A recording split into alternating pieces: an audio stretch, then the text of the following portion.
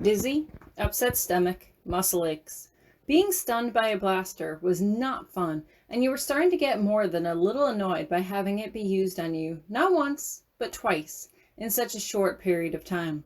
It would probably stop your heart if they did it to you a third time, but at this point you couldn't really care if it killed you, not when they told you that you were going to be taken to be executed. Only, judging by your surroundings, you were starting to doubt that would be the case. As you sat up, you took stock of everything around you.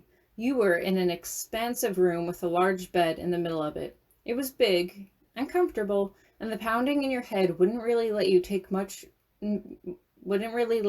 note of much more than that. You stood up slowly on shaky feet and made your way over to a doorway, finding that a neatly tiled bathroom lay within. It was big, and the shower looked less like the shower that you had in your room and more like something you would expect to find in a spa or a sauna. You looked down at the toilet. "It's a nice toilet," you murmured to yourself. Sadie had always told you that you could judge a place by the quality of its toilets. Suddenly, you drop to your knees and let your eyelids flutter shut as you get sick. You place your forehead against the cool rim of the bowl as your shoulders heave and your body shakes. Well, this is unpleasant. Luckily, you hadn't eaten much in the past few days, and you choke and cough as dry heaves rack your body. Eventually, you get yourself under control as you stand up to look at the sink, but there's no glass, no cup. You hold your hair back in a makeshift ponytail and stoop down low to drink directly out of the faucet, gulping at the cool water as it runs down your chin. Idly, you stumble back into the room, but you don't sit back down on the bed. Instead, you make your way through the apartment, past the kitchen, which seems mostly bare at a cursory glance, as you make your way into a sort of living room area. There are couches and chairs set up, with two empty bookcases lining either side of the wall.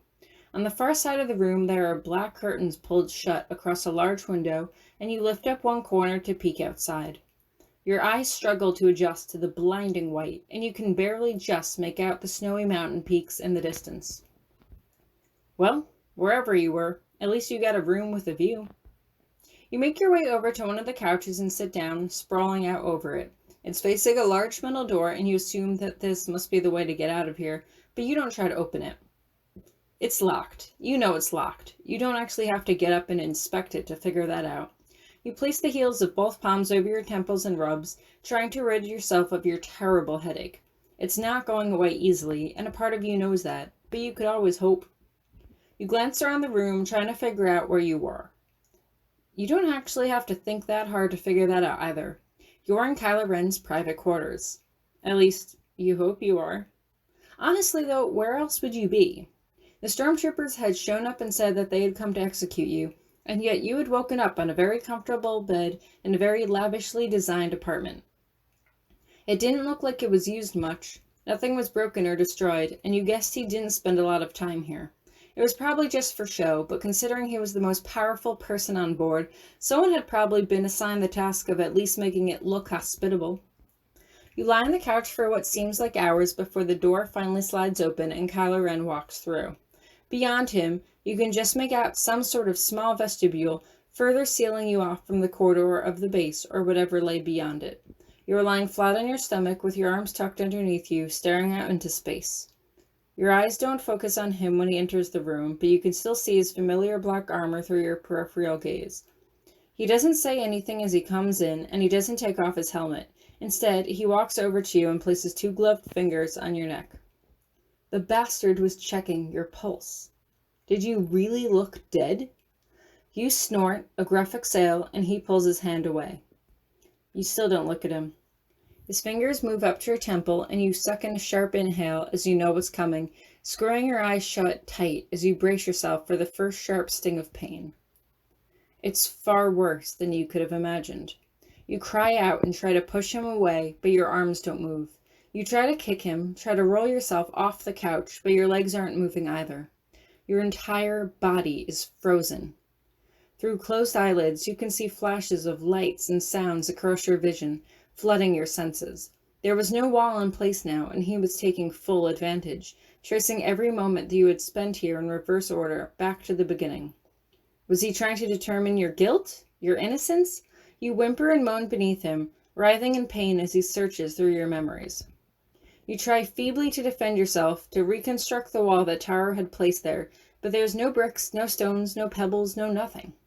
You can't build a wall out of thin air, and so you simply suffer through it, letting him try to find whatever he's looking for.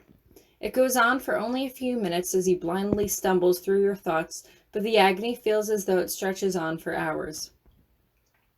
Eventually, he pulls his hand away and you rake in deep gasps of air. Tears sting on your cheeks, but you make no move to wipe them away as he stands over you. He hovers there for a moment before he eventually turns around and leaves the room. You feel completely numb. Was he going to kill you? Were the others already dead? You just don't know. You want to try to think about it, but you can't. Your brain feels frozen, like it was abandoned overnight on the plains of Hoth before someone decided to stick it back into your skull. You consider just staying right here on this couch and waiting until he comes back, but suddenly you just can't do that. You can't sit still and just wait for your execution. They may have let you stay in Kylo Ren's quarters, which was far better than waiting in a cell, but it was most likely a temporary stay, and you would probably be dead by sunrise or sundown, whichever was closer. You had been in and out of consciousness so many times these past few days that you weren't really sure what was what anymore. You had thought time had lost all meaning when B had quarantined you to your room, but this was something else entirely. Slowly, you push yourself to your feet and make your way to the shower. If this was Kylo Ren's room, you had no problem with him coming in to find you naked. It wasn't like he hadn't seen you nude before. Other stormtroopers were a different story, and so you decide to make it fast. But the water is hot and the shower gets steamy quickly, and although it feels good against your sore and aching muscles, you realize that you're getting dizzy fast with dehydration, and so you quickly get out of the shower and put your clothes back on, letting your wet hair drip small rivulets down your back. You head into the kitchen and find a glass and down at least 3 cups of water from the faucet before you feel sick to your stomach. You're considering lying back down on the bed, but it's not your bed, and it feels weird to have a bed that big to yourself, so you just make your way back to the couch you laid on before, collapsing on your stomach again. And there you wait. And wait. And wait. Were the rest of your friends dead? Was Taro dead? Was B dead? Or C? Thinking back on it, he hadn't woken up the entire time he was in that cell. You could only imagine that he was hit over the head pretty seriously trying to fight back, or maybe even struck in the head by a stray blaster bolt. If that was the case, what if he never woke up? Or what if he had permanent brain damage? Not that it mattered, you realized glumly. C had been in on this whole thing from the beginning. Maybe you 4 could claim innocence, but B and C and the torturer were all very, very guilty. If anyone was going to be executed, it was them. At least if Kylo Ren was looking through your memories, it meant that he wasn't sure how much of the plan you had been in on. But now he did. Now he knew everything you knew. Maybe he had left to collaborate your story with the others, but what good would that do? Even if you all proved you were innocent, would he and Hux really just let you go? And if you were here, where were they being held? Were they still in that cell? You suddenly realize that Kylo Ren might be able to access your thoughts from wherever he is now, and so you decide to keep your thoughts as muted as possible as you stare at the cushion of the couch and wait. You drift off to sleep there and are only awakened by the sound of Kylo Ren coming through the door. You're not sure if you're relieved to see him or not, but you watch him silently as he takes off his helmet, and his gloves, and his boots, and his armor. You don't know if that's a good sign or not, but considering the only time he had ever taken off his armor around you was when he kissed you, you were hoping that that was a good sign. Even still, you couldn't allow yourself to get too hopeful. He sits down on the floor beside you, smoothing your hair back. You stare at him silently, allowing your brain to fully wake up. Kylo Ren was sitting in front of you, helmet off and vulnerable. He didn't look cocky or arrogant, but he didn't look sad either. This was a different expression than the one you had seen a few times before, but had difficulty placing. Was he pensive? Thoughtful? Perhaps. He wasn't even wearing his helmet, and you still couldn't read him. "Are you going to kill me?" you asked quietly. It seems like the best question you can ask right now. The corners of his lips pull into a smirk, and he has the decency to flush at the question. "No," he replies, and his voice is soft. "No." You let it echo in your head, and for a moment, you allow yourself to be calmed by that deep, soothing voice of his. "How are you feeling?" "Better than before," you say as you sit up. You rub your face with both hands as you pull yourself into a seated position, stretching out your legs on the couch. He makes no move to get up from the floor. You blink and look around as if seeing the apartment for the first time. So, this is your room? Yes. He's watching you quite intently, and you realize he's not giving away any more than he has to. You suspect he's doing this on purpose. He's not going to tell you what's happening. You're going to have to draw it out of him. I didn't know anything, you tell him, still rubbing at your head. I know. Yep, he was definitely doing this on purpose. You let out a long breath. B and C and the torturer were all working for the resistance, you say. He nods and you look at him directly. They used me. To get to you. To distract you. He looks away, and for a moment he looks embarrassed before his eyes narrow in anger. You see one of his hands clench into a fist, and you quickly shut your eyes, waiting for a blow to come. Against you, against the couch, against the floor, anything.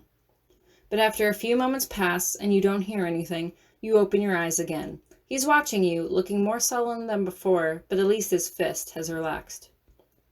Yes, he says finally, but his jaw is clenched. Are they dead? You ask quietly, your expression impassive. He studies your face, and a small smirk pulls at the corner of his mouth as he senses something in your tone. Some of them. He seems happy about this, pleased. You search yourself, but you don't feel anything but that tingling sense of numbness that had taken over since this whole thing started. He was an idiot, you tell him. He raises an eyebrow and lets you come to terms with your thoughts.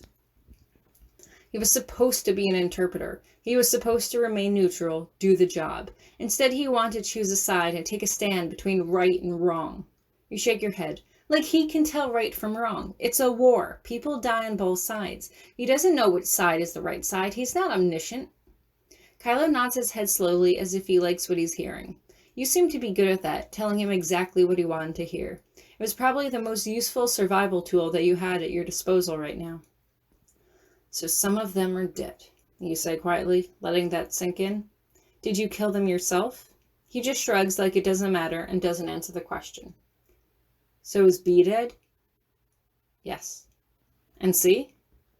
Bled out from a head wound. Figures. You purse your lips as you feel a dull ache reverberate from deep in your chest, but you try your best to ignore it. You couldn't let yourself feel anything. Not right now. Anyone else? One of the torturer? Maybe two of them? Taro? Not sure. Your brow furrows at this. Hadn't he been there? Shouldn't he know? Maybe the torturer had put up more of a fight with the stormtroopers than you had. Anyone else? Your friends are alive, he says, and you let out a sigh of relief. You picture their faces. Sadie, Ladson, hell, even Shane. They were all still alive. What's to be done with them? You ask quietly, almost afraid to hear the answer. We were able to confirm that the four of you were not directly involved, he says softly. Because of that, we see no reason to execute you. There's a touch of pride in his voice. I suppose I have you to thank for that? You ask dryly, and he smiles. Hux would have murdered you all, he says. He's grinning, but his voice is still quiet.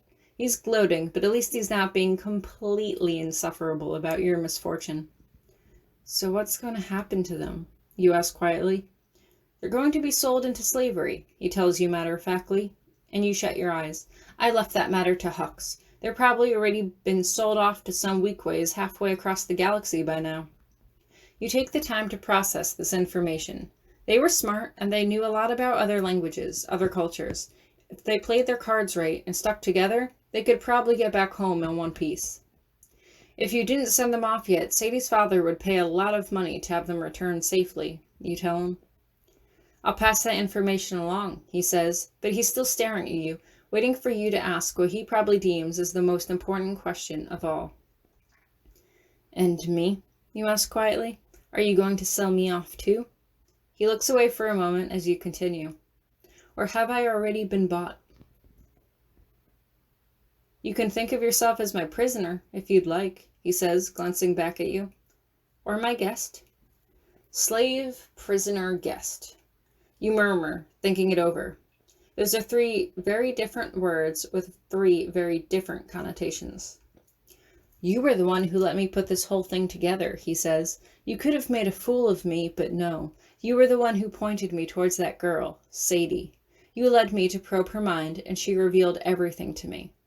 He grins wickedly. I was able to make a fool of Hux. I can't tell you what greater joy that gives me, knowing that I was right about the Tortuduru this whole time. You think it over. You weren't quite sure how Sadie had found out about what was going on. Maybe her Tortuduru had told her, but you couldn't bring yourself to ask Kylo about it. He probably wouldn't have even told you anyway. It was unintentionally done, you admit. They don't know that, he replies simply. And besides, we may have use for you yet. We, you echo. You mean the First Order?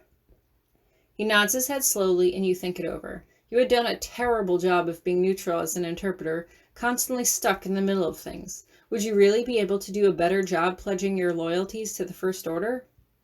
What would they have me do? That's for another time, he says simply. All you need to know right now is that they know you betrayed your friends and brought this plot to my attention. There is no honor in betrayal, but the First Order does appreciate your contributions to our efforts. Oh, is all you can say? So what does this mean for me? It means I can keep you, he says, and his grin looks almost boyish. He reaches up and kisses your forehead. His voice is dripping with possessiveness, and his expression idly reminds you of a child who was just told that he was allowed to keep the puppy that had followed him home. It reminds you of what Sadie had said once before, that evil people could still love, but it would be selfish and obsessive. But you can't dwell on that here, not now, not when he has such easy access to your thoughts. And so I'll stay here, you ask? Here with you?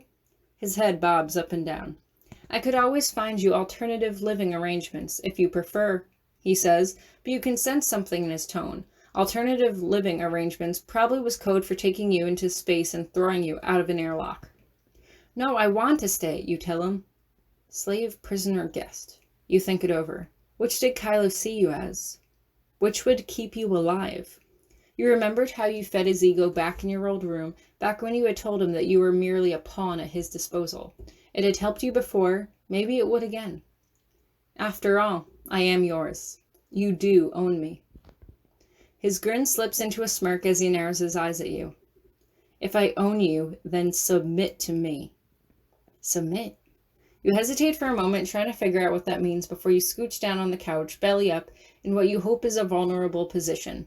He leans his face over yours as he kisses you, deeply, and you let him explore your mouth with his tongue as he holds your chin in place. You don't resist, you don't pull away. Honestly, your feelings for him were sort of skewed as of late, after the dawning realization that you had merely been a toy for him to chase. But you had started to feel something for him before all of that happened, and maybe you would again, given enough time. Given he didn't start treating you like his property all of a sudden.